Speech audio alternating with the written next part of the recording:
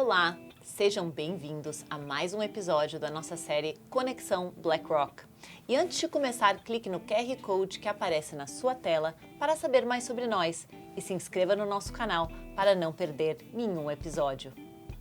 Hoje recebemos Michel Pereira, diretor de Dados e Inteligência Artificial da Microsoft no Brasil, para falar sobre esse tema que tem ganhado cada vez mais espaço nas salas de reuniões e negócios em diferentes setores. Inteligência Artificial. Olá, Michel, é um prazer ter você aqui. Eu que agradeço o convite e para a gente falar sobre esse tema tão interessante que está do hype ao ROI, né? Como que a gente consegue melhorar e ganhar dinheiro com isso. Aparecendo bastante, né, em todas as conversas. Michel, uma pergunta que as pessoas têm feito bastante para a gente é: se a inteligência artificial já existe há muito tempo, por que só agora esse tema ficou tão relevante? Sim, acho que tivemos os primeiros estudos lá atrás, até próprio com o Alan Turing. O que diferenciou hoje foi, em primeiro lugar, Big Data, quantidade de dados que nós temos catalogados e guardados hoje. A segunda parte foi a evolução dos algoritmos, então como que a gente processa, como que a gente lê esse dado. Perfeito. E o terceiro foi o hardware, né? Até que nós podemos ver várias pessoas falando da GPU, que é realmente uma unidade gráfica de processamento, que trouxe um poder computacional inimaginável. Por exemplo, uma comparação que eu sempre faço, se nós pegarmos qualquer smartwatch hoje e comparar com recursos computacionais antigamente, o smartwatch tem poder de processamento de 20 vezes mais do que qualquer computador antigamente. Então foram esses três fatores que hoje impulsionaram a inteligência artificial como um todo. Pessoas como eu, né? E nós temos visto também que algumas empresas estão usando chatbots no atendimento aos clientes, inclusive no mercado financeiro. Como que a inteligência artificial está ajudando a melhorar a experiência do usuário e quais são os possíveis benefícios para os clientes? Em primeiro lugar, antigamente, né, a gente tem que trazer um pouco do passado para entender o passado para aprender o futuro, né, para prever o futuro. Antigamente, atendimento era o quê? Era das 8 às 6 da tarde, você ligava em um telefone e não acontecia mais nada, né, além daquele horário. Hoje não, você tem atendimento 24/7, você tem respostas mais específicas e que ajudam a resolver o problema do cliente. Então, se você ligar para um atendente ou ligar para outro, você pode ter respostas diferentes. Talvez que resolvam o problema, mas com compreensões diferentes. Então, a padronização, a criação do conteúdo sendo feita pela área responsável, o atendimento sempre disponível e, principalmente, que o cliente tem gostado bastante, é do atendimento personalizado. Então, por exemplo, nós podemos entrar numa linguagem formal falando: olá, boa tarde, estou precisando de atendimento quanto à minha segunda do boleto. Ou se nós podemos entrar e falar um termo um pouco mais: putz, amigo, eu acabei de perder o boleto, não sei onde está. E o chatbot vai compreender e pode te responder: nossa, que pena, hein? Será que o seu cachorro não comeu? Né? Então vamos emitir o segundo boleto para você, ou se não, mandar alguma ação mais rápida para o cliente. E é isso que o cliente espera: atendimento 24/7 e resolução rápida. E a empresa consegue personalizar, só que em escala. Em escala. E aí vem uma outra novidade também, que a gente fala muito da eficiência operacional. Você não vai mandar seu call center embora, você não vai fechar o call center.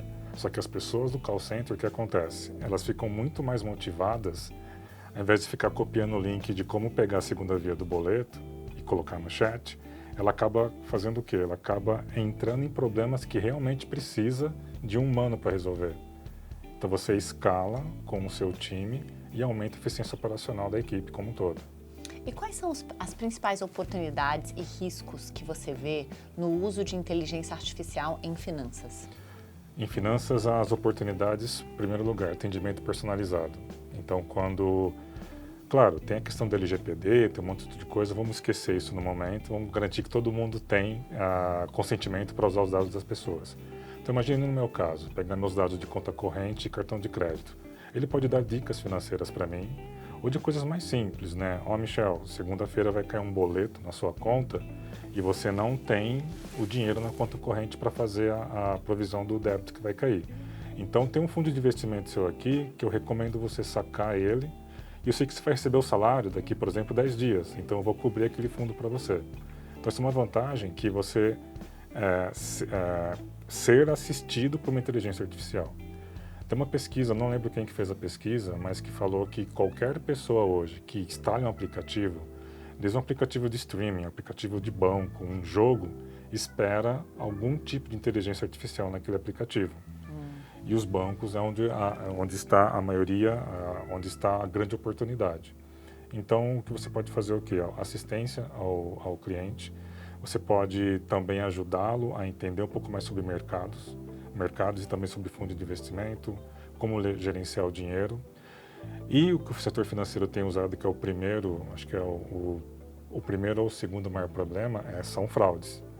Então, como que eu monto um perfil dessa pessoa, faço o treino de um modelo, só que antigamente o treino do modelo, ele era feito para todo mundo. Então, se você viaja bastante, é uma coisa. Se eu faço muito estudo, compro livro e tal, é outro perfil. E hoje você consegue treinar uma AI específica para cada pessoa, baseada naquela ponto da primeira pergunta, da segunda pergunta, que foi o quê? Algoritmos, Big Data, quantidade de dados e o hardware para processar tudo isso. E, né, quando tem tudo de bom, tem coisas que podem ser ruins, os riscos também. O maior risco que eu vejo, nós chamamos de responsabilidade em AI.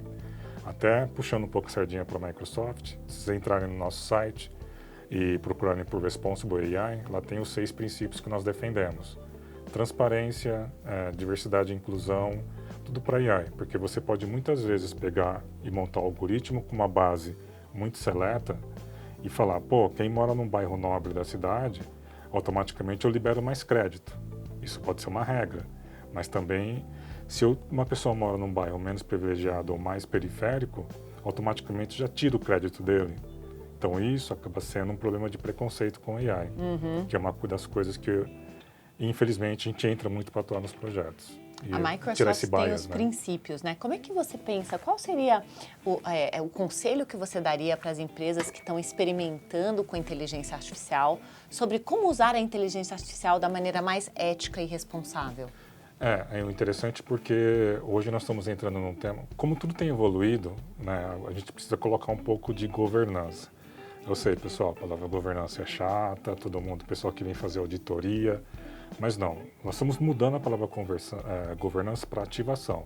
Então, o famoso, ao invés de data governance, data enablement. Se você olhar, alguém na empresa já está usando AI ou AI generativa, no caso GPT, você precisa colocar aquela pessoa, aquela área ou equipe dentro de guardrails. Então você monta, igual uma corrida. Você tem um guardrail, as pessoas podem andar ali dentro. Podem bater e voltar para a pista de novo. Ou bater e vai uma área lá ajudar. Vai a área de tecnologia, área de segurança, área de dados. E isso abriu um tema novo que nós estamos chamando de Enterprise AI. Que é o quê? Como que eu crio padrões, frameworks, guias de uso para que as pessoas possam ir mais rápido, mas com toda a segurança possível. Perfeito, perfeito. Aí, qual dado pode utilizar? Por exemplo, eu não vou deixar o RH pegar uma folha de pagamento e usar isso com Generative AI. Mas assim, se pode ser feito um experimento com isso, eu vou garantir que os salários estejam normalizados, para não saber do salário do pessoal da limpeza ao presidente. E também vou tirar o nome das pessoas. Então você consegue fazer esse tipo de trabalho. Que interessante. E vamos falar um pouquinho mais sobre o mercado financeiro. Como que a inteligência artificial está sendo usada para ajudar as pessoas a escolherem investimentos? Como nós comentamos na primeira pergunta, hoje nós temos grande quantidade de dados disponíveis. Então temos vários fundos, temos várias empresas e nesse caso está ajudando as pessoas a processar essa grande quantidade de dados. Então, posso perguntar, falar um pouco do meu perfil, pedir recomendações de fundos e realmente descrever, né? Ou, senão, você pode entrar também no assistente do seu banco, de alguma outra empresa, e ele já te recomendar baseado no seu consumo, no seu momento de vida também. Então, praticamente você usar para pesquisar fundos, né? Angariar essa grande quantidade de documentos que nós temos hoje, as famosas lâminas, e você fazer resumos, compreensões e até dar o seu perfil e o que você está procurando para aquele momento de vida também. É um grande ganho de produtividade. Exatamente. Ao invés de você sentar e ficar lendo, você pode montar uma pergunta e falar, eu tenho esse perfil e estou nesse momento de vida, tenho tantos anos, já montei meu patrimônio e agora eu quero aposentar, por exemplo. E ele te dá a recomendação. E você pode até melhorar a pergunta, né? Eu sou um investidor sofisticado, então eu gostaria que você destinasse 50% os meus investimentos em ativos não garantidos, mas a palavra como que é? Isentos, né? E o resto você vai para ações, fundo de ações. Então, isso que eu acho interessante, né? De você poder processar grandes quantidades de dados ou grandes quantidades de lâminas de fundo e te auxiliar a escolher o melhor. E aí você tem uma recomendação e, obviamente, você vai ter que interpretar essa recomendação, né? Exatamente. Nunca deixar. Lembre-se que quando nós falamos de GPT, né? Transformador generativo preditivo. Então, ele pega um monte de coisas e gera um texto para você. Mas a análise final e a tomada de decisão sempre pela pessoa. A máquina não vai substituir o homem, mas a máquina e o homem podem ser muito poderosos, né? Pode como ser ferramenta. muito poderosos. Esse é um tema super interessante, Michel, e a gente poderia conversar longamente sobre o assunto. Nós estamos terminando o nosso episódio. Mais alguma outra consideração final da sua parte? Olha, o que eu sempre falo, se você está estudando inteligência artificial ainda, você está para trás já. Porque hoje temos empresas que estão fazendo, como eu falei do Guardrail, e não esqueça que qualquer adolescente numa garagem pode revolucionar e criar algo novo. Então adiantem, concluam seus estudos de inteligência artificial e vamos para a implementação. Obrigada, Michel, aqui pelas considerações e obrigada também para você que nos assistiu. Até o próximo episódio.